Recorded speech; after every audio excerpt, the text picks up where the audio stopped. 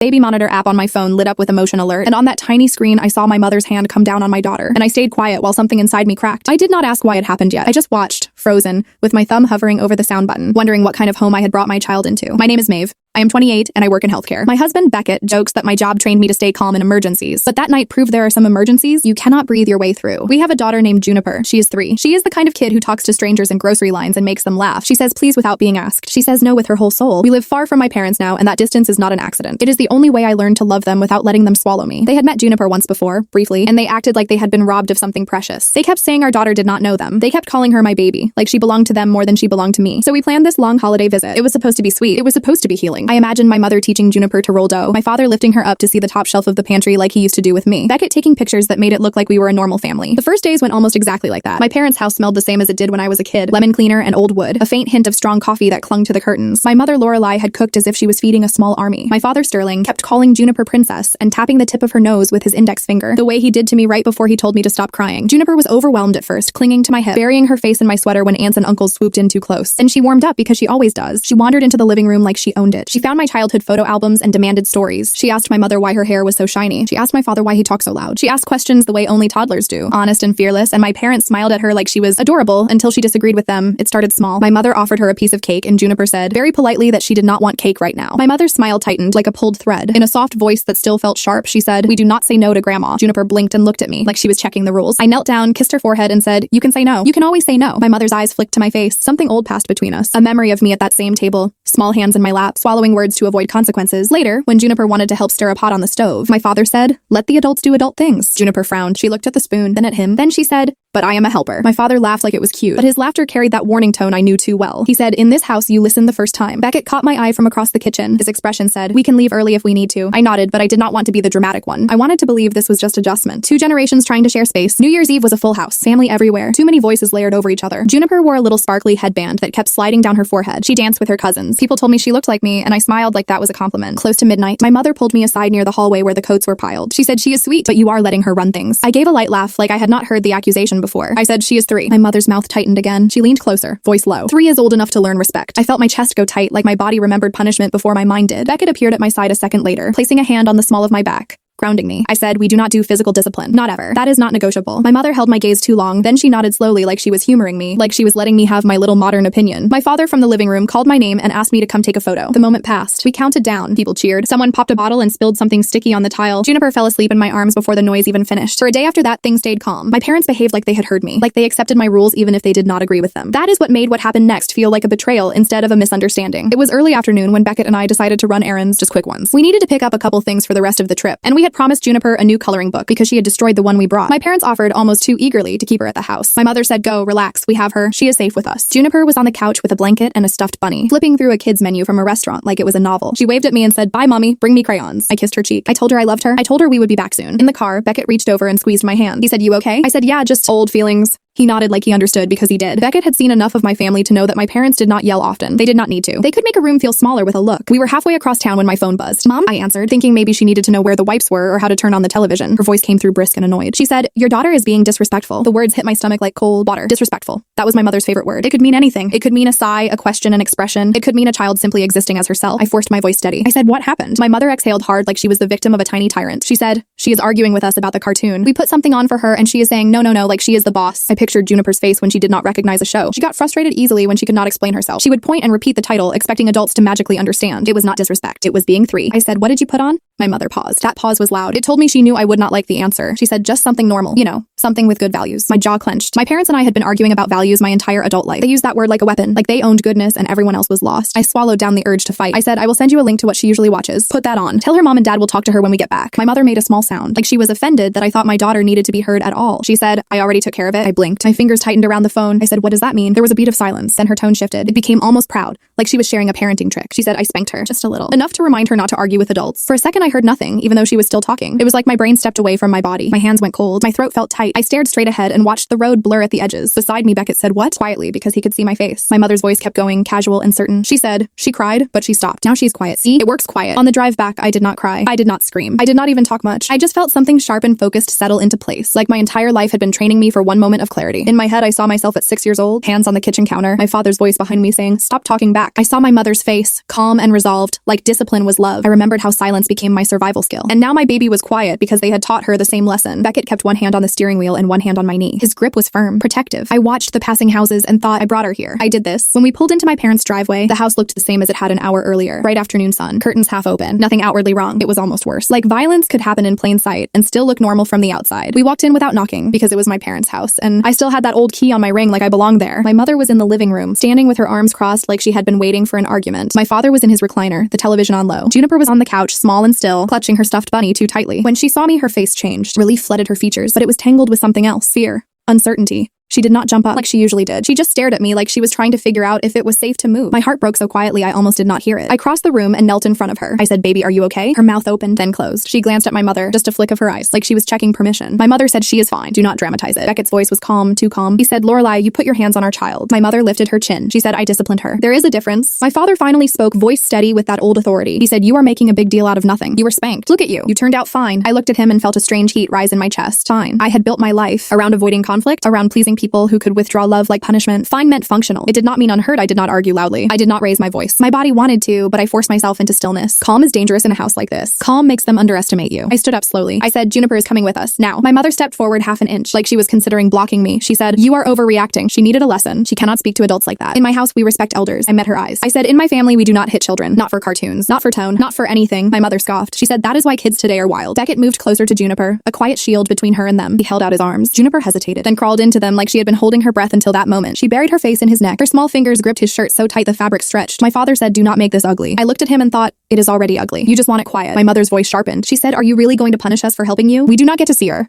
We were trying to teach her manners. I did not say what I wanted to say. I did not say you did not teach manners. You taught fear. Instead, I asked one small question, and I watched my mother's confidence flicker. I said, "Where on her body did you hit her?" My mother blinked. She did not answer fast enough. That hesitation was everything. My father's jaw tightened. He said, "Stop it." Beckett carried Juniper toward the hallway, murmuring to her, "You are okay. You are safe. Daddy has you." His voice stayed gentle, even as his eyes burned. My mother said it was just her bottom, over her clothes. "Do not act like I beat her." I nodded once, like I accepted her words, like I was letting her feel right. It made her shoulders relax slightly. Then I said, "Okay." That one word made her smile because she thought it meant I was backing down. She did not realize it was the start of something else. Beckett disappeared down the hall to check Juniper, and I heard the bathroom door close softly. My mother and father watched me like I was still their child, waiting for me to fold under pressure. My phone buzzed in my pocket. A message from my sister. Not a question, not concern. Just a line that made my blood go colder than it already was. I pulled the phone out, and the first words on the screen were, "Mom told me what happened. If you embarrass them over this, you will regret it." Quick real-life pause, because I need to know I am not alone while I tell this. Like and subscribe and tell me your city and state or your country. Alright, now let me take you back to the part I have not explained yet. The part that makes my mother's confidence collapse later. I stared at that message, and my mouth went dry. My sister was not even in the house, but she already knew. That meant my mother had called her immediately after hitting Juniper. Not to confess, not to apologize, to recruit support, to build a story before I could speak. And then from the hallway, I heard Juniper's small voice, muffled through the bathroom door. She said, "Mommy, Grandma said I cannot tell you." My knees almost buckled. I pressed a hand to the wall to steady myself. In the living room, my mother was still talking, still defending herself, still sure she could force me into silence the way she always had. But my daughter had just handed me the truth in one trembling sentence, and I stayed quiet because quiet was no longer fear. Quiet was. My mother's face hardened when she heard Juniper's voice through the door. For the first time since we walked in, she looked uncertain, not guilty, just worried that her control was slipping. She tried to recover fast. She said she is confused. Kids make things up when they are upset. I kept my eyes on her, but my mind was already moving. That one sentence from Juniper was a match in dry grass. Grandma said I cannot tell you. That was not about cartoons.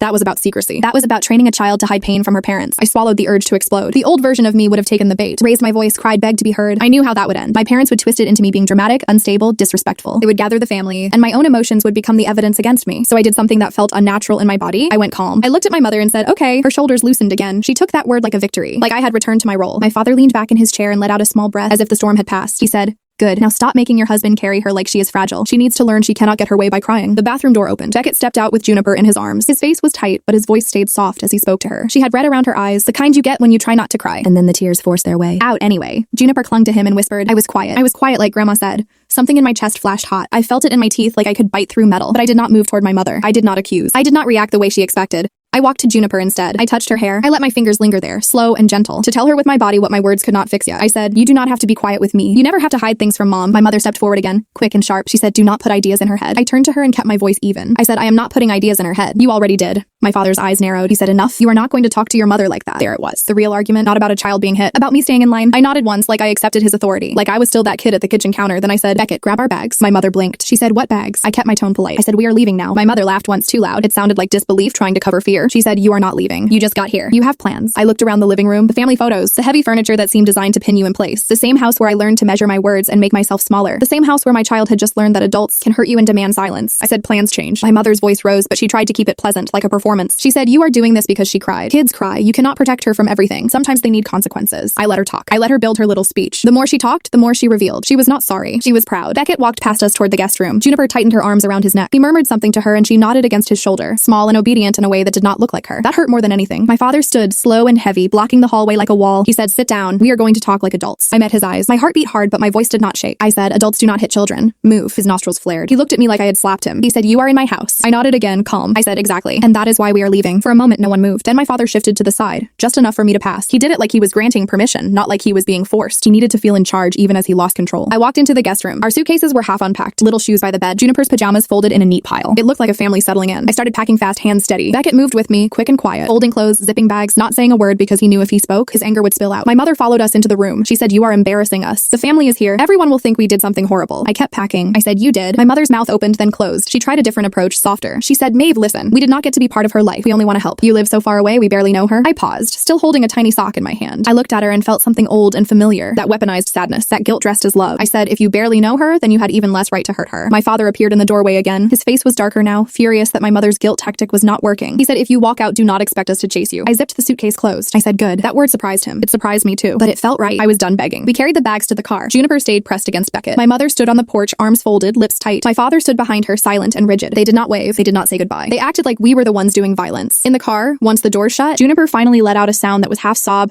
half hiccup. She curled into her car seat and stared at her, funny like it was the only safe thing left in the world. I reached back and touched her little knee. I said, I am right here. She whispered, Grandma said I am bad. Beckett's knuckles went white on the steering wheel. He did not speak because he was trying not to explode. I stared straight ahead, blinking hard. I said, you are not bad. You are good. You are loved. And nobody gets to hit you. Nobody. Juniper's eyes filled again. She said, even when I say no, the question hit me like a punch, because that was the real lesson they had tried to teach her. That no was dangerous. I leaned forward as far as my seatbelt allowed. I said, especially when you say no. We drove to a hotel in the next city, the one we were supposed to visit later. Beckett called ahead while driving. Voice clipped but controlled. He booked a room. He asked for a quiet floor. He asked for a crib even though Juniper never used one anymore, because he wanted something familiar, something that looked like safety. When we arrived, the lobby was bright and cold. The air smelled like polished tile and citrus. Juniper looked around like she expected my mother to appear from behind, to plant and drag her back. At the front desk, the clerk smiled and asked, family vacation? Beckett said yes and handed over his card. I said nothing. I kept one hand on Juniper's shoulder, steady and warm. In the elevator, Juniper finally spoke again. She said, Mommy, did I make Grandma mad? My throat tightened. I forced my voice gentle. I said, no, baby. Grandma made a bad choice. That is not your fault. Juniper frowned, trying to process something too big. She said, but Grandma said she is the boss. I crouched down so my eyes were level with hers. I said, Grandma is not the boss of you. Mom and Dad are the bosses of your safety, and you are the boss of your body. She stared at me like she was memorizing the words. In the room, once the door clicked shut, Beckett set Juniper down and went straight to the window. He stared out at the city like he needed distance from his own anger. He said, I want to call them. I want to tell them exactly what I think. I watched Juniper crawl onto the bed and pull the blanket up to her chin. I said, no, not yet. Beckett turned, eyes flashing. He said, Maeve, they hit our kid. I nodded. I said, I know. That is why I am not giving them my anger. I am giving them consequences. He exhaled hard. I pulled my phone out and opened the baby monitor app. My hand trembled just slightly. We used the monitor at my parents' house because Juniper napped in a room at the end of the hall, and my mother insisted on keeping the door closed. She said it was drafty. I said fine, and set up the monitor anyway because my instincts never really rested in that house. Now the app showed recent notifications. Motion detected. Sound detected. Timestamps stacked like a list of warnings I had ignored until it was too late. Beckett came closer. He looked over my shoulder. I scrolled. My stomach rolled. There were several alerts close together, clustered in the same few minutes when my mother called me. Beckett's voice dropped. She said, can you open it? I did. The recording loaded slowly. A tiny spinning circle that made my pulse pound. When the video appeared, the angle was from the shelf across the room. You could see the corner of the couch where Juniper had been sitting. You could see my mother standing over her, arms crossed. You could not hear everything clearly, but you could hear enough. The sharpness in my mother's tone, the short clipped rhythm of adult impatience. Juniper's voice came through, small but clear. I want the bunny show, please. My mother said something that made my jaw tighten. No, you will watch what I put on. Stop arguing. Juniper made a sound like frustration, like she was trying to hold on to her words, but I do not like it. I want the bunny show. Then my mother's voice colder. You are being disrespectful. You do not talk back. Juniper said, I am not talking back. I am talking. And then the sound, the quick movement, the dull smack, Juniper's scream. My whole body went rigid. Beckett's hand slammed down on the edge of the dresser so hard the lamp rattled, but I did not stop the video. I forced myself to watch the entire thing because I knew I would need it. On the screen, my mother leaned down close to Juniper and said words I will never forget. If you tell your mother, you will get it again. Do you understand? Juniper sobbed. She nodded. My mother said, good, now be quiet. The recording ended. For a moment, the room felt silent in a thick, unnatural way, like the air itself was stunned. Beckett's voice came out rough. He said she threatened her. I could not speak right away. My throat felt closed. My hands were shaking, but my face stayed strangely dry. No tears, just a cold, focused anger that made me feel almost detached. Tapped the screen and saved the clip. I took screenshots of the timestamps. I sent the file to a secure folder. Then I sent it to Beckett. Then I backed it up again. Quiet, efficient, proof lined up like dominoes. Beckett stared at me like he was seeing a different version of me. He said, what are you doing? I looked at him. I said, I am making sure nobody can gaslight me into thinking this did not happen. My phone buzzed again. Another message, this time from my uncle. Then another from a cousin. Then my sister again. I did not open them right away. I went to Juniper, who was curled up on the bed, watching me with wide eyes. I sat beside her, careful not to overwhelm her. I said, baby, did grandma hit you one time or more than one time? Juniper hesitated. Her eyes flicked to the door like she expected someone to hear. I kept my voice soft. I said, you are safe. You can tell me. Her lip trembled. She whispered, too. My stomach dropped, but I nodded like I could handle it. I said, where? She pointed to her bottom, then to her thigh. I kissed her forehead. I said, thank you for telling me. You did nothing wrong. Beckett turned away, pressing his fingers to his eyes like he was holding himself together by force. I picked up my phone and finally opened the messages. They were exactly what I expected. Not one question about Juniper. Not one moment of concern for her fear. Just a chorus of loyalty to my parents and a warning to me to fall back in line. My sister wrote that I was humiliating our family. My uncle wrote that my mother was heartbroken and I was cruel. A cousin wrote that I had become too American, like basic child safety was a foreign disease. And then my mother's message came in. One line. I hope you calm down soon so we can talk like adults. I stared at that sentence and felt something settle inside me, heavy and final. I did not reply. I muted the thread. Then I opened my travel app and changed our flight plan. I canceled the days we were supposed to spend back at my parents' house before going home. I booked a new hotel. I rerouted our trip so we would be surrounded by strangers instead of family. Beckett watched me do it. He said, they are going to explode. I nodded. I said, let them, because here was the quiet truth, the twist they did not see coming. My parents thought the worst thing I could do was yell. They did not understand the worst thing I could do was remove access. And now I had proof in my pocket, time stamped and undeniable, waiting for the moment they tried to rewrite the story. We stayed in that hotel for the rest of the afternoon, and I moved through the room like a person in a quiet emergency. I gave Juniper a warm bath. I let her pick the pajamas. I let her hold the towel like it was a cake. I kept my voice soft and steady even when my hands shook under the water. Beckett ordered dinner, something simple she would eat without thinking. When it arrived, Juniper took one bite, then pushed the box away. She whispered, am I in trouble? I stared at her little face and felt a wave of grief so sharp it almost made me dizzy. This is what physical punishment does. It turns ordinary life into a courtroom. It makes a child scan the room for danger. I swallowed, then smiled gently. I said, you are not in trouble. You are safe. We are just in a different place tonight. Juniper looked toward the door. She said, Grandma cannot come. I said, Grandma cannot come. She nodded slowly, like her body relaxed one tiny notch at a time. Then she whispered, okay. That word should not have made me want to cry, but it did. Because it was not the bright, confident okay she used when she agreed with you. It was the careful okay of someone trying to make sure the adult stayed calm. After dinner, Beckett sat on the bed with Juniper and read her the same picture book twice because she asked. The third time, he tried to change it to something new, and she stiffened. She said, no, same one. He looked at me, quietly asking how to handle it. I nodded at him, and he smiled at her. He said, okay, same one. Juniper exhaled and leaned into him. It was a tiny thing, but I saw it clearly. She was trying to regain control where she could. She could not control an adult hand, but she could control a story. When she fell asleep, Beckett and I sat in the dark with the television off. The city outside the window glowed like a separate world, bright and indifferent. Beckett finally spoke. He said, what do we do now? I stared at my phone, at the saved clip, at the timestamps like a list of sins no one could argue with. My stomach turned, but my voice stayed calm. I said, we set the boundary. We make it simple. We do not negotiate. And we do not get pulled into a family debate about whether our child deserves to be hit. Beckett nodded, jaw tight. He said, they will send everyone. I said, I know. I did not say what else I knew. That my parents would not just defend themselves. They would rewrite it. They would smear me. They would call me unstable. They would say I was being influenced. They would say I was cruel. They would say anything except we were wrong. So I did the quiet thing that always scared them more than yelling. I wrote one message, not a long one, not emotional, just a clean line of consequences. I typed slowly, reading it aloud in my head to make sure there was no extra heat in it, no wording they could twist. I wrote that they hit my child. I wrote that they threatened her into silence. I wrote that because of that, there would be no visits, no calls, no photos, no updates. Not until they acknowledged what they did, apologized directly, and agreed in writing to never use physical punishment or secrecy again. I wrote that even then, they would never be alone with her. Not ever. I wrote that if anyone contacted me to argue, they would be blocked. Then I wrote one final sentence. If you choose to tell others a different version of what happened, I will correct the story with proof. That sentence was the lock on the door. It was not a threat. It was the truth. Beckett read the message over my shoulder. His eyes softened for a second, like he was proud of me and heartbroken at the same time. He said, send it. I hit send, and I turned my phone face down on the nightstand and went to bed without checking for replies because I refused to let their reaction decide my heartbeat. The next morning, the messages were already there. Dozens. My mother first, then my father, then my sister, then relatives I barely spoke to. They all sounded the same. They did not ask how Juniper was. They did not ask what she felt. They did not ask what she needed. They asked for their comfort back. My mother wrote that I was punishing her. My father wrote that I was disrespectful. My sister wrote that I was dramatic and selfish. An uncle wrote that I was tearing the family apart. I did not reply. I took screenshots. I saved them in the same folder as the video. And then I did something my parents never expected from me. I made my world smaller. I blocked every number that called to argue. I muted every thread. I removed access the way you remove a splinter, careful and final. For the next few days, we traveled the way we had planned. just without my family. We walked through markets. We ate pastries too sweet and too warm. Juniper chased pigeons and laughed like her body remembered joy before fear. Beckett took photos of her holding his hand, her hair blowing in the wind. At night, though, she would sometimes wake up and whisper from the darkness, "Mommy, is Grandma mad?" Each time I answered the same way, steady as a heartbeat. "Grandma made a bad choice. That is not yours to carry." On the fourth night, Juniper surprised me. We were in a small restaurant. Nothing fancy, the kind where families talk too loud and the table wobbles. A waitress offered Juniper a drink she did not recognize. Juniper looked at it, then looked up at me. She said, "No, thank you." Her voice was clear, confident, not scared. The waitress smiled and said, "Okay, sweetie." Juniper glanced at me again like she was checking. I smiled. I said, "Good job." Juniper grinned and went back to coloring. My throat tightened. Beckett squeezed my hand under the table. Neither of us spoke because we both knew what that moment meant. My daughter was reclaiming her no. That night, my father called from a different number. It came through because I had not blocked that one yet. The screen showed an unknown caller, but something in my gut told me it was him. I stepped into the hotel bathroom so Juniper would not hear. I kept my voice flat when I answered, "Hello." There was a long pause, and then my father's voice lower than usual. He said, "Maeve." Just hearing him say my name like that made my shoulders tense, but I did not let it pull me back into the old role. I said, "Yes." He cleared his throat. He said, "Your mother told me you have proof." I almost laughed. Not because it was funny, but because it was predictable. He was not calling to ask about his granddaughter's fear. He was calling because he finally understood that this story could not be controlled. I said, "I do." My father went quiet again. When he spoke, his voice sounded older, smaller. He said, "She told the child not to tell you." I did not answer right away. Silence is a mirror. People talk into it and reveal themselves. My father exhaled. He said, "I did not know she said that." I said, "Now you do." Another pause. He said, "Your mother is furious. She says you are threatening her." I kept my tone calm. I said, "I am protecting my daughter." He made a frustrated sound, but it was muted, like he had less confidence than he wanted. He said, "You have always been stubborn." I said, "Maybe. Or maybe I finally stopped being scared." That landed. I could feel it through the phone, like a shift in air pressure. My father spoke again, quieter. He said, "What do you want?"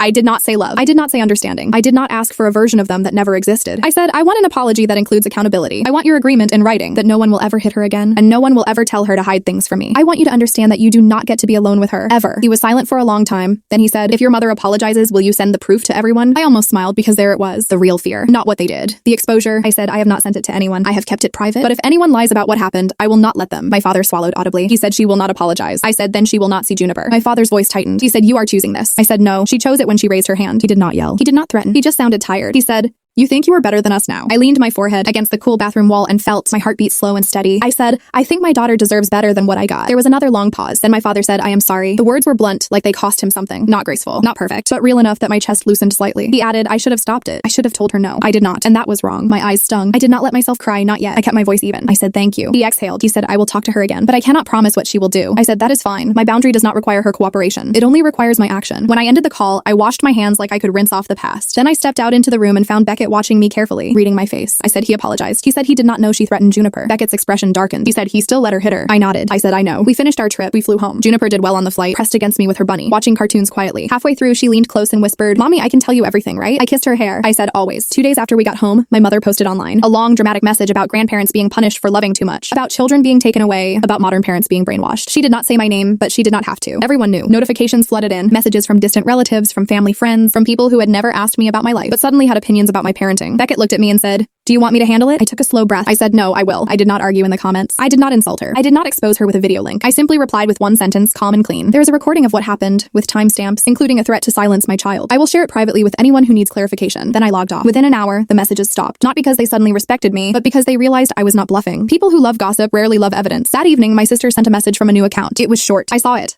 I did not know she said that to her. "I am sorry." I stared at the screen for a long time. My sister had chosen loyalty over truth her whole life. Seeing her crack, even a little, felt like a final twist I never expected. I did not forgive everything. I did not reopen the door. I wrote back one line, "Do not contact us again about this unless it is to support Juniper's safety." Then I muted her too. A week later, a letter arrived in the mail, my father's handwriting. The sight of it made my stomach tighten. Inside was a single page. He wrote that he loved Juniper. He wrote that he loved me. He wrote that he had been wrong to treat fear like discipline. He wrote that he was starting therapy because he did not want to keep passing the same damage down like an inheritance. He wrote that he understood he might never earn my trust back, but he wanted to be a safer man anyway. There was a second note, smaller, in my mother's handwriting. Only 2 sentences. "I do not agree with you, but I will follow your rules. I want to see my granddaughter." It was not an apology. It was not accountability. It was control trying to bargain. I sat at the kitchen table with both notes in front of me, and Beckett waited quietly, letting me decide. I folded my father's letter and put it in a drawer, not because it erased the harm, but because it was the first time he had ever admitted something without blaming me for it. Then I took my mother's note and tore it in half. I did not feel dramatic doing it. I felt calm. I felt clear. I opened my laptop and scheduled one video call for my father only, supervised, with Beckett beside me. 10 minutes. No lectures. No comments about respect. No talk about discipline. Just a chance to show Juniper that safe adults exist and unsafe ones do not get access. When the call started, my father's face appeared on screen. He looked older than I remembered. His eyes softened when he saw Juniper. Juniper stared at him for a moment, then said, "Hi." My father said, "Hi, princess." Juniper corrected him, simple and proud. She said, "I am Juniper." My father blinked, then smiled gentle. He said, "Hi, Juniper. I'm happy to see you." Juniper nodded. She held up her bunny to the camera. She said, "This is Bunny." My father leaned forward slightly, careful, like he was learning a new language. She said, "Hi, Bunny." Juniper giggled. It was light, free. I watched my daughter's face while my father spoke softly, and I realized something that felt like a final release. The power was not in making my parents understand. The power was in making sure my child never had to shrink to survive them. Now I am going to step out of the story for a minute because I want to say something real. This kind of situation messes with your head, especially if you grew up around it. You start doubting your own instincts. You start hearing their voices in your thoughts. You start wondering if you are being too much, too strict, too sensitive. But here's the thing. People who cross a boundary will always call your boundary cruel. That is how they protect themselves from shame. They rewrite the problem so they do not have to change. And silence can be a trap. It can be fear. It can also be strategy. When you stop explaining yourself to people who are committed to misunderstanding you, you get your energy back. You get your clarity back. You start acting instead of reacting. I also want to say this. Protecting your kid is not dramatic. It is not petty. It is not punishment. It is parenting. It is saying, this little person is not a place for you to dump your beliefs, your anger, your habits, your ego. Some people will never give you the apology you deserve. That hurts. It really does. But you do not need their permission to keep your child safe. You do not need their agreement to enforce your rules. You just need the courage to follow through quietly,